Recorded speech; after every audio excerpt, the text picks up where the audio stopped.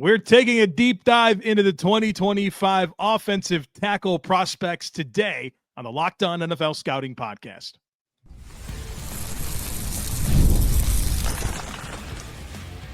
You are Locked On NFL Scouting with the Draft Dudes, your daily podcast for NFL and college football scouting.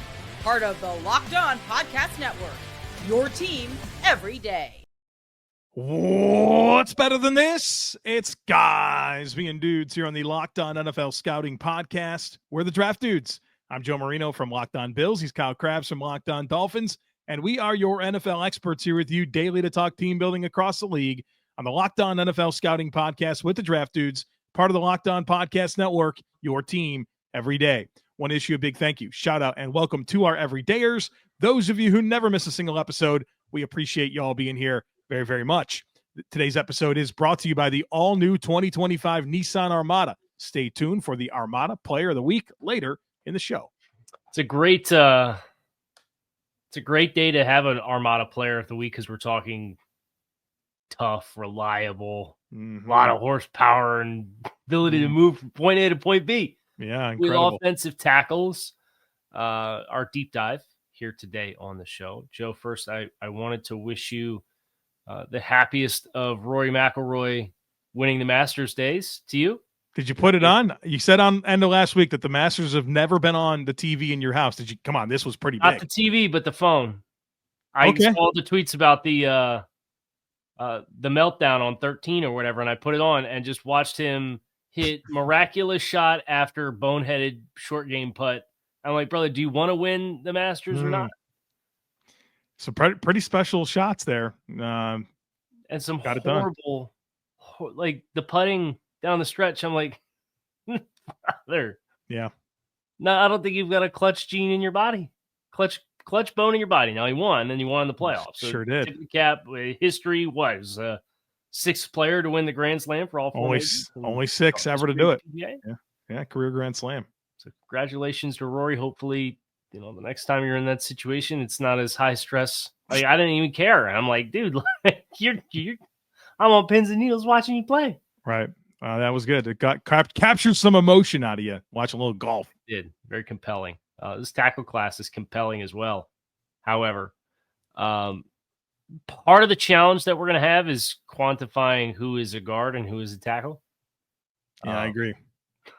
But like for my top 5 names at offensive tackle, I think you could realistically make a case that 2 or 3 of them maybe have better homes at guard based on their strengths and weaknesses in their play. Are you telling us that you have Will Campbell classified as a tackle? Will Campbell is in here as that. Yeah. He's my top rated offensive lineman. He played tackle in college. And so that's a heck of a way to frame it. I got to at least have him in the list.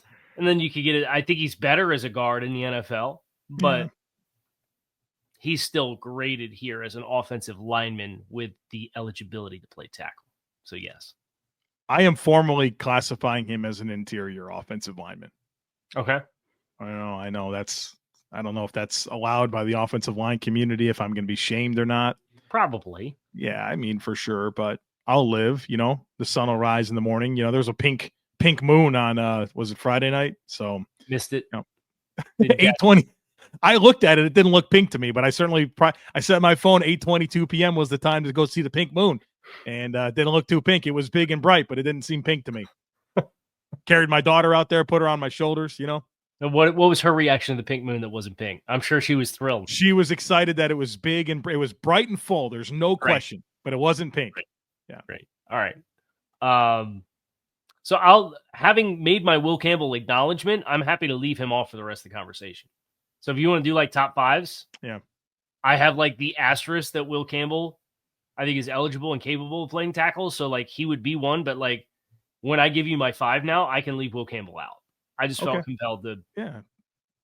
I think you have to. I think that's where the offensive tackle conversation has to start. What are you doing with Will Campbell? And I think this podcast is a good representation of how you could have different opinions where you have him as your OT1 and he's an interior offensive lineman for me. So, all right, shall we? You want my top 5, Kyle Crabbs? Yeah, give me your top 5 tackles in this show. Number 1, Armand Membou, Missouri. boy, I took another look at him this morning just ahead of this to make sure.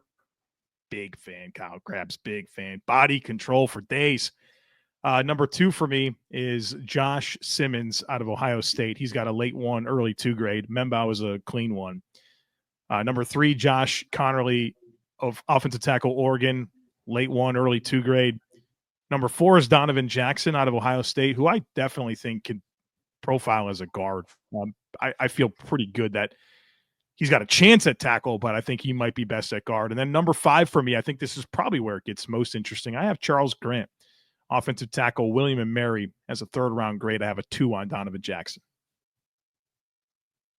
So you have Donovan Jackson as a tackle, but you have Will Campbell as a guard. Yeah. Sell me. Well, I think that Donovan Jackson could most likely be better at guard at the next level. I just think he's got more length. He does. That's all. I mean, it really just comes down to length. I think he's probably best at guard at the next level. Okay. And the more Donovan was one of those guys where the more I watched him, the more I liked him. Dude. Yeah. You know what game I watched first? Penn State. Brother. Yeah, you probably should not have watched the Penn State game first. It's hard to get out of your head. I mean, it's just doing everything he can to hang on for dear life and have a chance to get hands on Abdul Carter. But I think that's a good foil to like the playoff games that he played at tackle. Yes, he has the length. Yes, I think athletically he's more than capable of playing out there. Ohio State had net positive game scripts in every single one of those games, and who was the best pass rusher you win against? James Pierce? And after James Pierce, is it Jordan Birch? Yeah, Birch is exactly the type of edge rusher he can handle, right? Right. Kind of plays into his wheelhouse. Yeah. So for me, like, I really liked the athleticism and what he can provide inside because I think it makes him a weapon in the right scheme. I agree. But the pass protection stuff on the outside, I never really found the comfort. But putting him back inside at guard where it's like, okay, like things are a little bit tighter and you're a little bit longer where your edges aren't so exposed. I found a lot of peace there. So Will Campbell would be my first offensive tackle. But I'm going to give you 5 names that are not Will Campbell. Josh Simmons is my top-ranked offensive tackle. I'm all in on the tape, man. And I know he should be. It's good. I know he didn't play the best competition in the first half of the year. I know he had a lot of penalty issues earlier in his career. I know he was formerly a right tackle at San Diego State. He was from San Diego before he came to Ohio State. And then it was sloppy his first year there. I get it. But the leap that he took, he looked like Christian Darrisaw out there. Sure did. And that, for me, I just could not get that out of my head. And I'll readily acknowledge there's a medical flag that exists here that, like, if I was a team picking in the top 20 with the medical question, I don't know that I would draft him. But if I base it off of the film and the traits and the play, Simmons to me was the most impressive offensive tackle that I had in this year's class. Membou was 2, firm first round grade on those top 2 players. They are 9th and 11th on my overall board. And then offensive tackle 3 without Will Campbell is Josh Conerly from Oregon. I have a late 1, early 2. He grades 23rd on the board. Then I have Kelvin Banks as offensive tackle 4. He has a late 1, early 2. He grades 25th on the overall board. Kelvin Banks out of Texas. And then my OT 5, sans Will Campbell, is Ariante Ursery from Minnesota, who I have a firm 2 on. He graded 40th on my overall board. I did the guard thing with Kelvin Banks as well. So he will not be in this conversation. If he was in this conversation, if we were just doing offensive alignment, I'm assuming he bumps Grant off from 5? I'd slot him above, probably between Conerly and Jackson. He'd be my 4. I'm thinking. Okay. So, if you were not having Banks on your list, who enters the chat? One guy who I think is definitely an inside guy because of his length, Marcus Membou, and Jonas Savinaya from Arizona is the other one who has guard tackle capability, but I think is a guard at the next level. Keep going. Who's the next one? Well, I think Charles Grant's the next name. We're in the third round. We're into third round grades for me at this point, but I think Charles Grant has a chance to play inside as well. Yeah, he certainly got the length and athleticism to play tackle. He does. It's interesting. Like, there's 4 names there that you have at O tackle that I have as guards. So, well, but to be fair, like, I have them classified as offensive linemen. Like, gotcha. Savinai is an O lineman. Membou is an offensive lineman. I think he'd probably be best served at center. But he's played tackle and has tackle capability. And if you wanted to, in the right opportunity, put him out there as your best combination of 5, I'd say, okay, I get it. So I didn't want to be totally dismissive, because I think for some teams they could be tackles, and for other teams they will be interior guys. True. And for me, grading for all 32, I at least got to have that in the realm of possibility for like just the categorization of it. My next like pure tackle is Ozzie Trapilo from Boston College. All right, that's we're scratching the surface here, folks. We're going to get deeper into the class on the other side of it, folks. Be sure to stick with us. Did you know your Fire TV is also an Xbox? Turn any TV into your gaming and entertainment hub with Fire TV Stick 4K devices. No console required. Just grab your paired controller, subscribe, or sign into Xbox Game Pass Ultimate with EA Play included, and you're ready to play. Dive into hundreds of premium titles from EA Sports, College Football 25, to Call of Duty Black Ops 6, and Avowed, as easily as you stream your favorite shows. It's gaming made simple, and it's all on your Fire TV. Plus, the entertainment options are endless. With 4K streaming, you can watch more than 1.5 million movies and TV episodes from your favorite subscribed services such as Netflix, Prime Video, Disney Plus, Max, and more. So head to Amazon.com/Fire TV Locked On to get started. Xbox Game Pass Ultimate subscription and compatible controller required. Available on select devices, including Fire TV Stick 4K 2nd Gen, Fire TV Stick 4K Max 1st and 2nd Gen, and Fire TV Cube 3rd Gen. Also meant to wish you a happy Will Johnson personal workout day today. If you're up to speed with that or not. Who's he working out for? NFL evaluators. Oh, okay. Because he didn't do anything. He didn't do any testing thus far. Okay, that's good.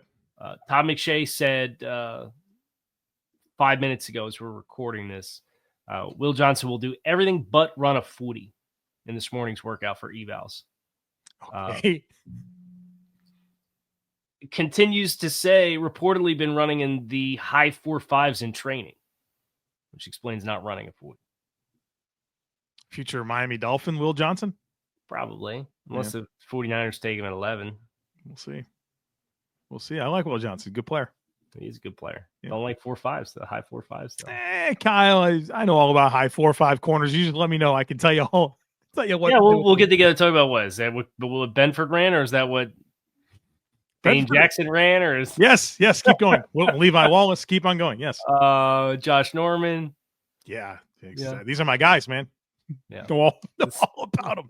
It's a heck of a subsect that you've carved out up there in Western New York with the slow corners and making them successful.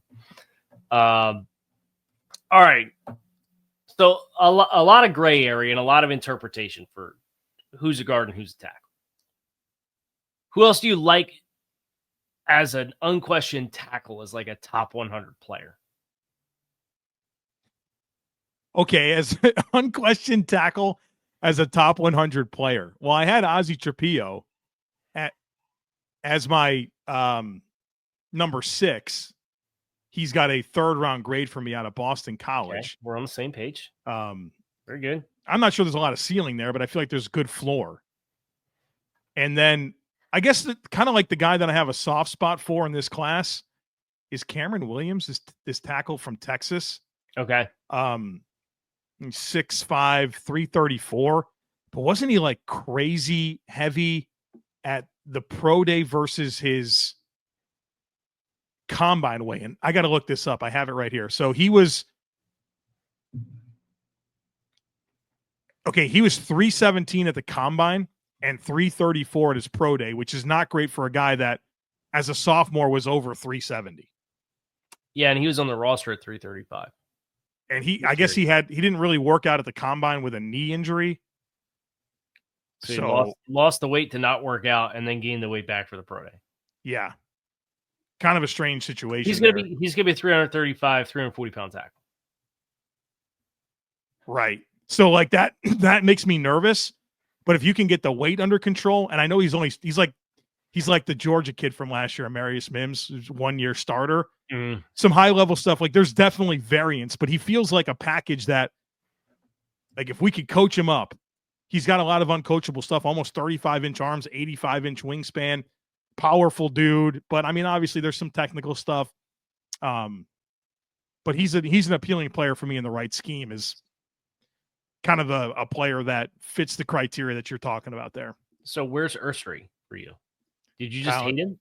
Yeah, I gave him a late 3, early 4. Okay, so yes, you did. Okay, I think he's a technical nightmare. I just do. I watched him again this morning just to make sure on this. I don't see one redeeming part of his technique that makes me comfortable. Footwork is narrow, and it's his ability to frame is inconsistent. The hands are all over the place. And we're talking about a guy that's 23 and started like 40 games. Mm-hmm. I know that an offensive line coach is going to say, I can fix him, but I'd let somebody else find out. I get it. The tools are really good. I struggled with him a ton, though. So I guess the thing for me with Ursary is I think he's more of a linear player. But when you play him in linear situations, whether that's vertical run game or potentially on outside zone stuff where he can just stay on his tracks, I think he does have a good amount of gravitational pull with a lot of grip strength and a lot of power. He kind of reminds me of Donovan Jackson. As far as the length, I think the explosiveness that exists there in straight line situations. But it's an interesting foil because Donovan was a guard initially and Ariante was unquestionably a tackle. But their physical presence and profile and some of their explosiveness qualities, I could see some mirroring. So I see why if you're grading Ariante exclusively as a tackle, maybe you're a little bit less excited about what the total product looks like. And the workload and the amount of starts is a very valid point. I feel like we're just player after player after player. There's so much specificity with role, scheme, where it's like, okay, if you put him in this optimal situation, you can maybe get the most out of him. But like, you kind of have to live with some limitations or like the specificity that they offer. Well, and that's like some, I wish I remember who it was, but it was like a prominent draft name was like, we're talking to evaluators and they think we might get 20 offensive tackles drafted in the first 3 rounds. I'm like, what names have you got? What names? Because most of these guys, I feel better inside a guard. And I'm through. I mean, Cameron Williams for me has an early 4. We're like Trapilo has a 3. Simmons, Membou, Conerly, Banks, Ursary. Some of these guys are guards for you. It's half a dozen names. Yeah, if you put the over under at 12, I might take the under in the top 100 for just tackles. But it's the classification of those offensive linemen who have played tackle that makes it blurry. Yeah, because I do think if you include offensive linemen and guards that can play or tackles that will play inside at the next level, I think it becomes a much deeper well of talent. Right. You might be able to get to 15 names there, but 20 feels like a ton. And we know that tackles typically they go, right? Like everybody wants toolsy tackles and O-line investment's always a good thing, but is it fair to mention with Ursary that he didn't start playing organized football until his junior year of high school? Yes, I think that's extremely fair. I just wish that maybe there was more growth. Yeah. And I know that it's kind of the issue with the college, right? Is like that's secondary to like scheme and just doing what I need you to do to run plays, like that seems to lag behind a lot. But I mean, there's been other, I guess, Daniel Falele is a good example of a Minnesota tackle that's come in and like he's held his head above water as a starter after a year to season. So kicked inside the guard, right? Kicked inside the guard with all the length and size imaginable a human can have, right? So it's just Ursary's a very interesting profile because I think athletically and stature wise, he's going to move the needle for a lot of people. I'm sure he's going to go higher than I have him graded. I would be sure of that. I think he's going to go in the top 50 picks, I guess. Okay. Where I kind of have him as a late 3, early 4 in terms of the way I value him. Why don't we go to break? And then I know you have some hypotheticals, and I kind of want to know what other guys you got into. Okay. Sunk your teeth into. All right. We'll do that here next. Folks, be sure to stick with us.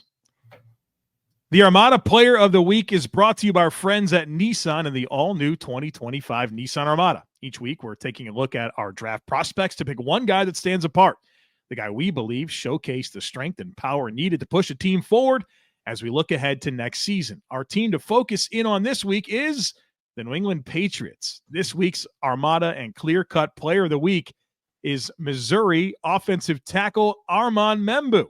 Just like the Armada is built for a heavy-duty workload, Armand Membou can come to the Patriots and provide an immediate starter for an offensive line that needs answers. Membou has NFL-ready size, power, and body control to step in right away for New England. When it comes to the Nissan Armada, they say go forth and conquer, and that's exactly what I think Armand Membou can do here. It's clear that our Player of the Week is out here ready to conquer the road ahead with confidence, just like you can in the all-new Nissan Armada or any of their outstanding vehicles. Take the Nissan Armada, Rogue, or Pathfinder and go find your next big adventure. Shop NissanUSA.com. I actually have a pretty robust pool of talent that gets into the 4th and 5th round. I mean, I think I have as many 4th and 5th round offensive tackle grades as I do 1st, 2nd, and 3rd rounds combined. So that's where you feel like there's a great opportunity to invest if they don't have a big run and go earlier. Correct. So it's, do you either overcorrect and the tackles go early and everybody overreacts, and now you're drafting 4th, 5th round guys in the top 100 to get a tackle? Or do you stay true to the value? And if that's going to be the case, then if you're a team that needs a tackle, you should probably get in on the front end where you're getting closer to appropriate value for your player. Tackle, O tackle, D tackle, corner, I think are like the 3 positions where I think the runs are going to be very interesting. Where I think like maybe wide receiver and edge are 2 positions where I think the talent cliff's much, much later, and you could probably wait there and feel decent about not having to like jump in the river. And I'm a little bit lower on the top 100 outlook for the wide receivers in general. Now, I think it's a good year for edge rushers. Defensive tackle's kind of in the middle as far as like where I think the meat of it is. Yeah. I think the meat of wide receivers is the round 3, round 4. Right. But what I mean by that is like, if they start to go, I'm not getting nervous about receivers because I feel like whatever stylistic receiver, I can get a good part of that a little bit later. So I agree that the premium side's not really there, but I think the well goes pretty deep with like what flavor you're looking for. All right. So what are the tackles did you get into? Anthony Belton, NC State, and Chase Lunt out of UConn. So that would be 9 and 10 for me. Okay. And I had Belton as a late 3, and I had Chase Lunt as a scheme-specific fit as a potential late 3 as well. One of your superlative questions that you have, Chase Lunt's my answer for. I'm sure you can probably figure out which one it is. Probably so. Can you imagine being 6'7.5" and sub 33 inch arms? No, can't. He's a lean guy too. Yeah. Unique player. Are you ready for my scenarios? Can I give some love to a couple other guys first? Please do. I really like Caleb Rogers out of Texas Tech. I think that the length is going to put him inside a guard, but he's played guard and tackle, and he's played on both sides of the center. But really good athletic profile for Caleb Rogers. 6'4.5", 315 or 313 verified at Senior Bowl. I think he can be a needle moving player and a scheme diverse talent at guard. Carson Vincent from Alabama A&M, 6'6'7", 314. I have a early day 3 grade on him. I know most of the mock draft simulators, you can get him in the 200s. I've seen that name. This draft class, small school cat like that, I don't think so. Yeah. And had a good showing at the Senior Bowl as well. Jalen Travis from Iowa State. I also have a 4 on these. Rogers, Cameron Williams, who you mentioned, Carson Vincent, Jalen Travis. I have 4s on all these players. Travis from Iowa State played at Harvard and then transferred for 1 year of play from Harvard to Iowa State. 6'07", 341. Tackle through and through with the build. And he was down there at the Senior Bowl as well. And he's the kind of cat I'd bet on, Joe, because those measures at 6'7.5", 341 with good length, playing at Harvard, right? Like you're developed, and then 1 year at Iowa State, and it looked good. And then the Senior Bowl, I thought he got better as the week went on. So I think there's some conditions there for Jalen Travis that would be one that I'm interested in taking a swing of the bat on and getting a guy with all of the uncoachables. Jalen Rivers from Miami has played inside and outside, 6'6", 319. And then Logan Brown from Kansas as a 6th-year senior. Those 2 guys I have 5th round grades on as offensive tackles. And I think Logan Brown athletically is a really promising player. Obviously, didn't really get a showcase until this year to play full time and collect a lot of reps. So he's like grossly under repped and underdeveloped for a 6-year senior, but he's got really good movement skills. So I think that's the kind of early day 3 pot of tackles that I'm more excited about drafting those guys potentially later than Ozzie Trapilo in the 3rd round. And I like Ozzie Trapilo. Yeah, high floor, but ceiling might be limited. Yeah. I like that. The toolsy guys. And I guess one of my superlatives kind of fits right into that. You're going to have a tough choice to make on that. So, all right, here we go. You're a downfield passing offense needing an answer to lock down a tackle spot that will give your quarterback time to let routes develop down the field. Who are you taking for those vertical passing sets? Josh Simmons. He's got the length. He's got the movement skills. He's got the foot speed. He's got the mirror ability. He's got the posture and control, the athleticism. Yeah, man. Checks all the boxes. I agree. I mean, you watch the tape, and he's the one that looks like the top 10 tackle. It's just I know the sample size is small, but I'm with you there. All right, you're an outside zone rushing team that also likes to get your tackles on the move, hitting blocks in space, pulling longer poles. You need an answer at tackle. Who do you like? And Chase Lunt's my answer here. If you're starting with outside zone and being able to move in space, he's a lighter framed player, but has significant reach as far as like his overall frame of presence. I know he doesn't have the longest arms, but like the way he executes tracks and gets outside the numbers and can climb up in space and secure on second level players. I think either him or Charles Grant from William and Mary would be my 2 options there. I thought Charles Grant would be a strong contender there. That's the Tribe one. They run one heck of a scheme. Yeah. I was sitting there watching Coastal Carolina and Howard Towson this morning. And that's a different kind of offense there. All right, you're a gap run scheme. You need to become more physical up front. You need a people mover at tackle. Who are you going with? I think Membou's the low-hanging fruit answer here. I think Cameron Williams is a very good candidate for what he brings point A to point B.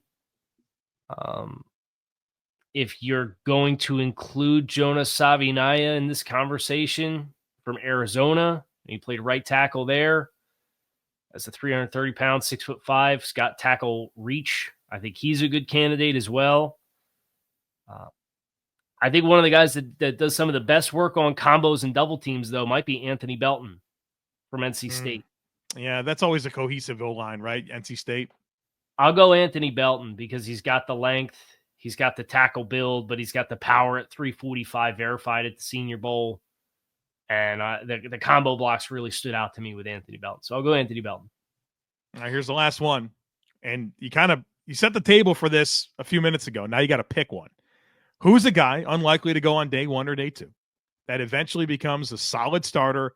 And we wonder, why did this guy fall in the draft? Jalen Travis, Iowa State. That's your guy. That's your sleeper tackle. Yeah. Got a 4th round grade. He's 131 on the board. Little under repped at Harvard too, where he had an injury one year. So a guy that's coming out as a redshirt senior that just does not have the volume of reps and didn't get a lot of it at the level of competition. But man, he's for 340 plus. He's got the foot speed. He's got the presence. He's got the gravitational pull. That's my pick is Jalen Travis. I'm glad you found some sleepers. I was kind of wondering who they would be. I didn't get deep enough in the class to kind of uncover them. So that's I'm encouraged by some of the mid-round talent that you've brought up, and I got to go maybe watch a couple of these guys. Yeah, make sure carve a little time out for Holland Pierce from Rutgers too. Almost 6'8", has lost a bunch of weight. Felt like he put it together a little bit this year. I have a 6 on him, but there's some people that are really high on Holland Pierce out of Rutgers, who's at the Shrine. But his early career stuff, he's like Trent Brown lining up next to Pee Wee players. Like that's the size discrepancy that exists for Holland Pierce. So at Rutgers, yeah, like just a hilarious man amongst boys. That's going to do it for us offensive tackles here today on Locked On NFL Scouting. Kyle Crabbs, Joe Marino, we appreciate you guys as always for checking out the show. Make it a great rest of your day. We are out of here, and we will be back to talk to you all again tomorrow.